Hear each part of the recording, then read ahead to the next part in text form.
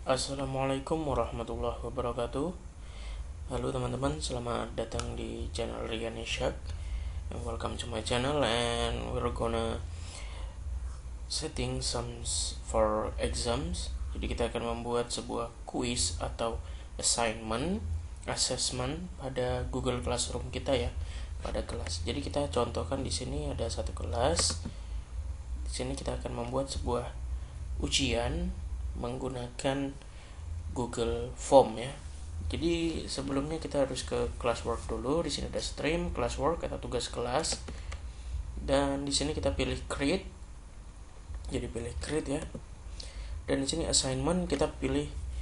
Kalau assignment ini berarti nanti dia akan membuat judul tugasnya dan deskripsi tugasnya. Hanya itu. Kemudian kalau quiz assignment, dia sama dengan assignment tapi di sini ada dilampirkan blank quiz atau quiz kosong ke Google Form ya. Pembuatannya di Google Form. Kemudian si question, material, reuse post. Nah, ini kurang lebih hampir sama ya. Jadi yang kita bisa pakai assignment atau quiz assignment. Saya lebih condong ke assignment. Jadi kita pilih assignment saja ya.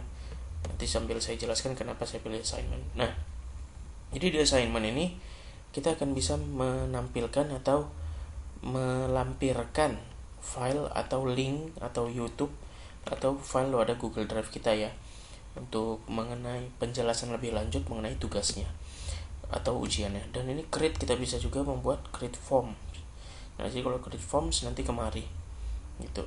Nah, jadi saran saya kalau dari saya sendiri kita buat judulnya aja dulu. Misalkan di sini ujian tengah semester midterm ya, midterm. Oke, kemudian di sini ujian ini akan dilaksanakan menggunakan Google Form. Silahkan diklik link yang tersedia.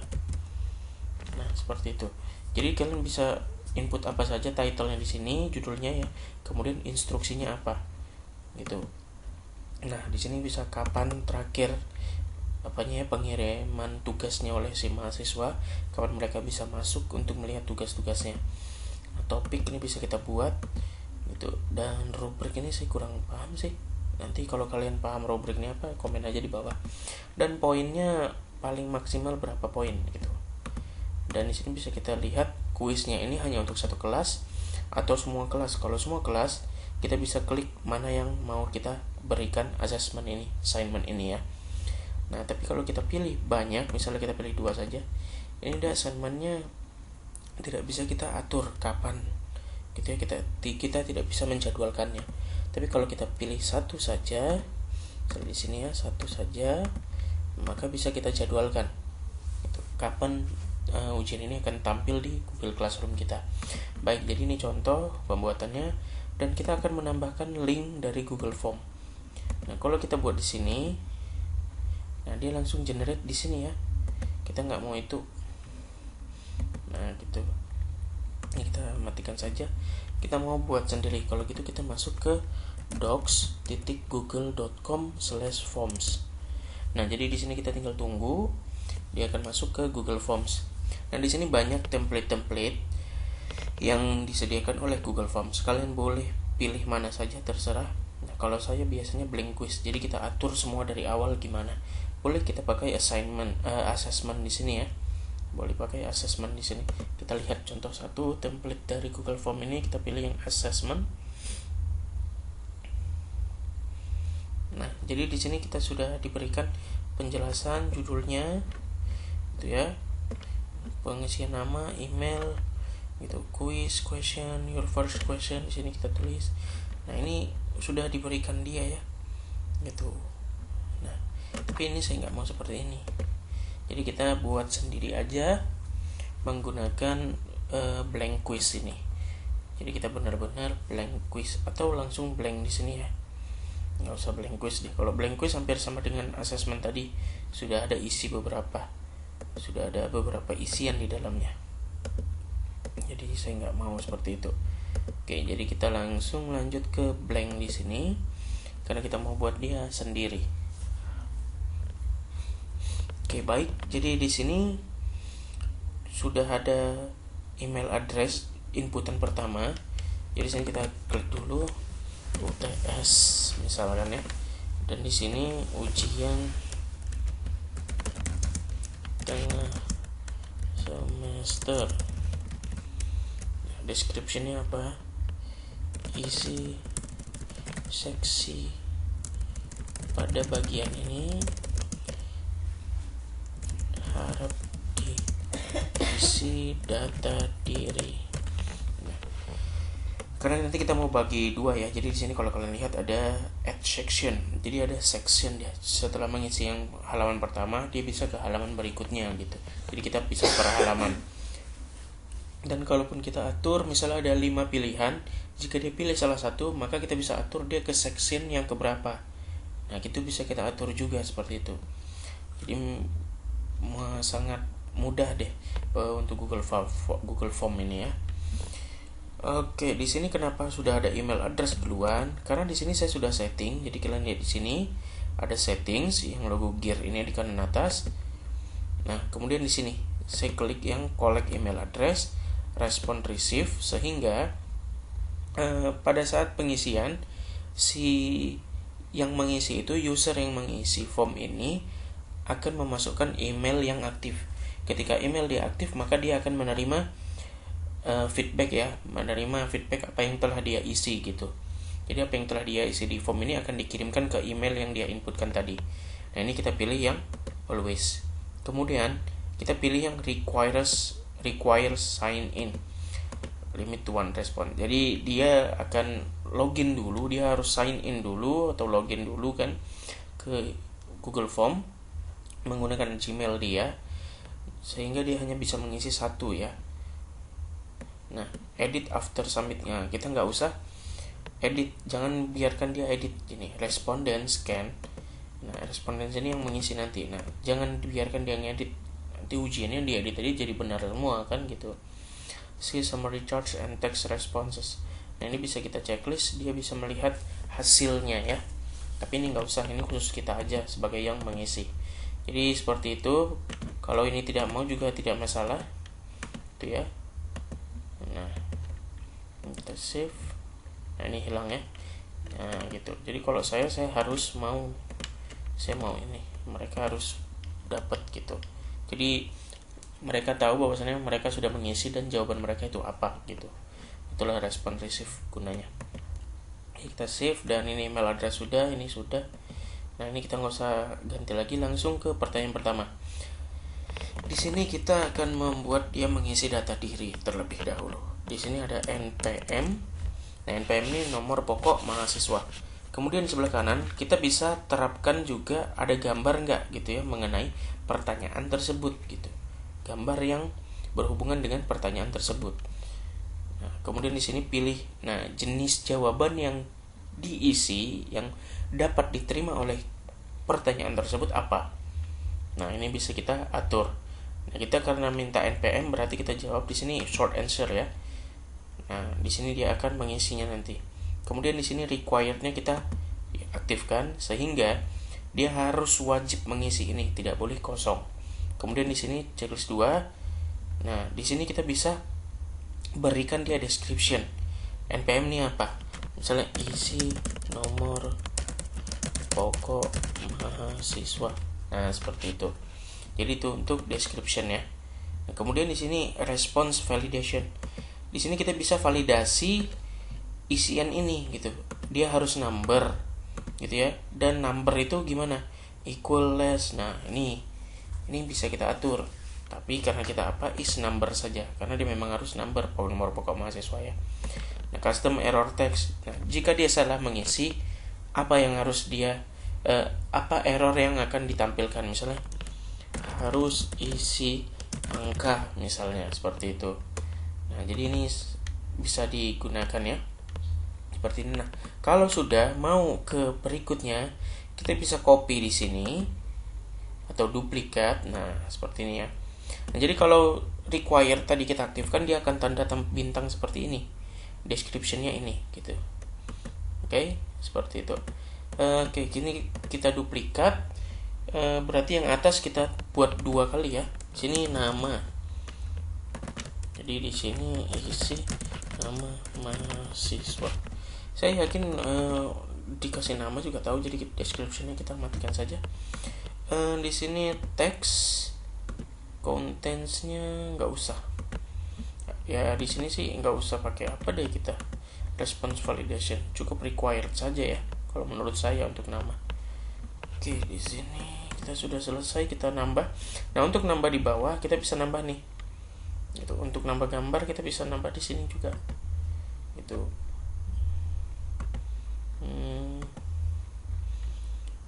Oke, kita lanjut. Ada video, ada section ini nanti ya. Nama, kemudian kelas. Nah, jadi untuk kelas bisa kita pakai option. Misalnya di sini SIP 1801, kemudian 1802, kemudian SIP 1803. Nah, jadi kita bisa pilih seperti ini. Kita isi dulu.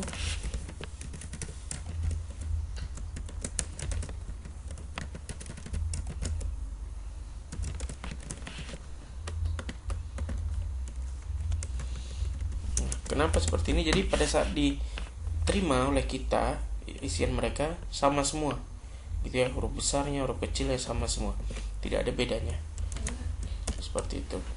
Nah, jadi ini pilihannya untuk yang multiple choice atau pilihan berganda, bisa pilih salah satu dari pilihan ini, gitu.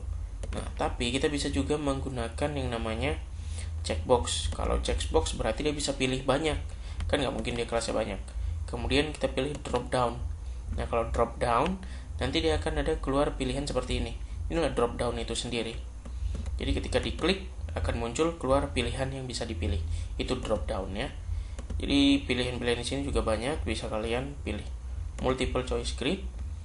Nah, jadi baris pertama pilihannya apa saja, baris kedua pilihannya apa saja, gitu ya. Checkbox grid, nah sama, itu dia bisa pilih banyak. Oke, kita ngambil yang biasa. Kalau date berarti tanggal hari ini, time dia minta jam ya. Itu. Oke, nanti kita buatkan sekalian. Kita pakai drop down di sini ya. Kita pakai drop down untuk kelas dan required. Oke, kita lanjut tambah lagi, berarti sudah npm nama kelas. Itu saja sih dulu ya. Kita pakai ya jam tadi kita sebagai contoh. Tanggal pengisian.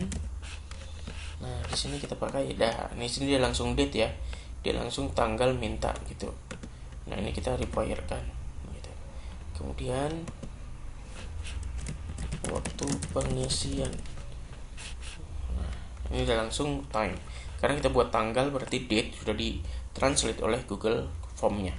Waktu juga time, langsung dia buatkan itunya. Oke, kita di sini buat require. Baik, seksi yang pertama atau halaman pertama kita sudah ada email, npm, nama, kelas, tanggal pengisian dan waktu pengisian.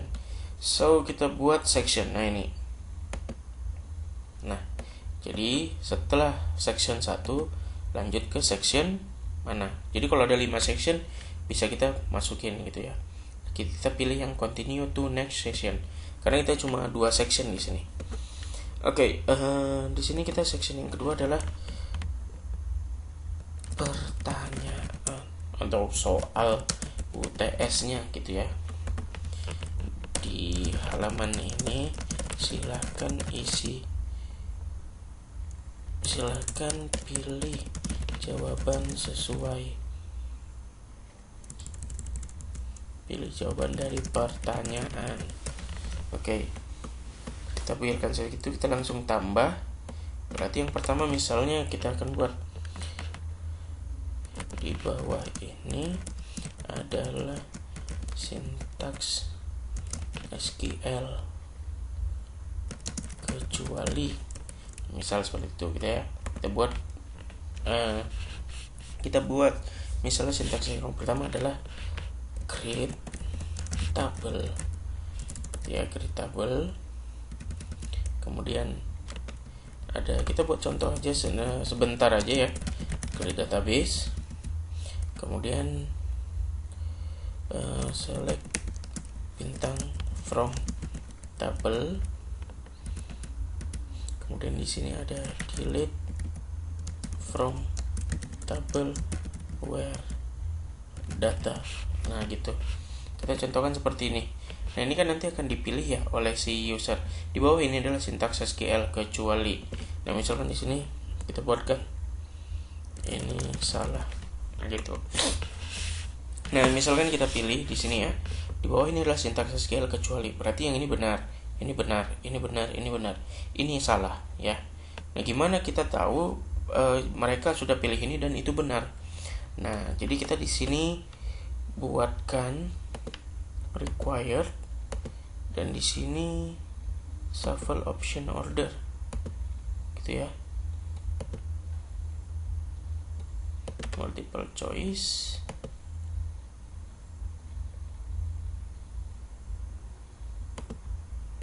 dan di sini harusnya ada show true.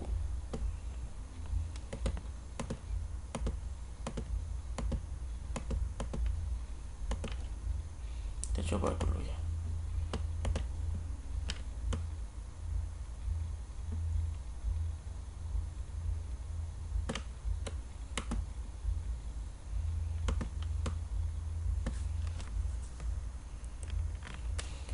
Oke, ini tidak muncul di sini ya pemberian nilai yang benar yang mana. Kita harus atur lagi di sini ya, di settings, di quizzes. Dan di sini kita harus hidupkan ini make this a quiz. Jadi ini harus kita hidupkan, ini biarkan saja settingan defaultnya dan kita save. Nah, baru di sini akan muncul ya. Nah, ini answer key. Jadi kita akan pilih ini. Berarti inilah poin, inilah yang benar dari jawaban ini ya. Jadi kita berikan berapa poin, misalnya 10 poin. Dan kita done. Di sini langsung total points 10. Berarti baru 10 nih poin yang kita buat. Gitu ya. Jadi setiap jawaban, setiap pertanyaan bisa kita atur berapa poinnya. Gitu. Oke, baik, kita lanjut ke pertanyaan kedua. Nah, di sini sudah muncul ya. Untuk select bintang from TP barang. Nah seperti ini.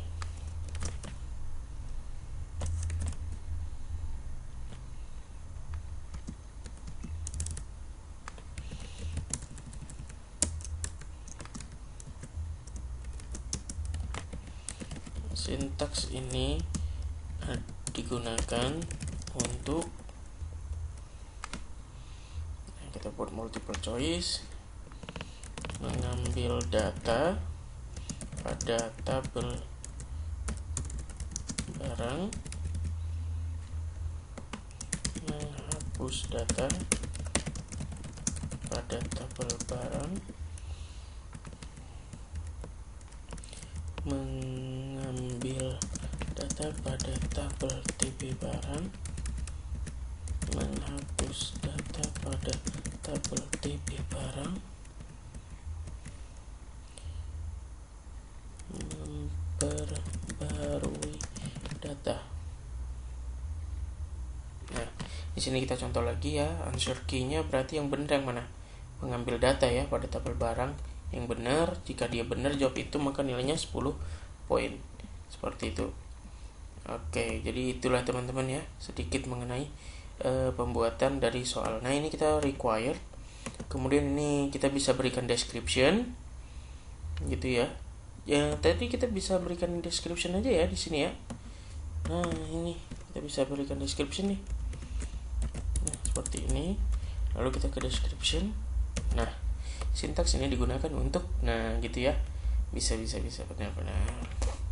Di sini shuffle option order. Sini kalau kita lihat dia go to section. Nah, ini yang saya bilang tadi ya. Go to section based on answer. Jadi jika dia menjawab pilihan yang pertama, kita arahkan dia kemana, gitu ya. Jika dia menjawab yang kedua, kita arahkan kemana. Dia menjawab ketiga, kita arahkan kemana. Jadi kita bisa membuat section-section di sini. Dan setiap section seperti yang kita lihat di atas ini ada judul sectionnya, gitu ya. Ini judul sectionnya bisa terlihat di sini. Oke, ini judul sectionnya. Nah, jadi kalian bisa atur seperti itu. Setiap jawaban, misalnya kalian mau buat sebuah sistem pakar berdasarkan pertanyaan-pertanyaan gitu ya. Jika dia jawab ini, maka pertanyaan berikutnya adalah apa gitu. Jika dia jawabannya ini B, maka dia diarahkan ke pertanyaan yang mana selanjutnya gitu. Itu bisa kita atur di bagian itu. Jadi kita nggak seperti itu, nih kita matikan saja. Oke, jadi di sini kita sudah 20 poin dan saya rasa itu saja yang dapat saya jelaskan mengenai pembuatan Google Forms. Dan di sini kita misalkan sudah selesai, kita bisa send, dan di sini kita pilih yang link seperti ini dan shorten URL, kita copy. Nah, setelah kita copy, kita close saja, nggak masalah, ini udah langsung tersave karena ini bisa kalian baca all change saves in Drive, dia langsung tersimpan. Tuh. Nah, jadi ini kita coba ganti, ini judulnya UTS pemrograman visual 2 gitu ya misalkan. Oke, dia sudah tersave, kita coba balik.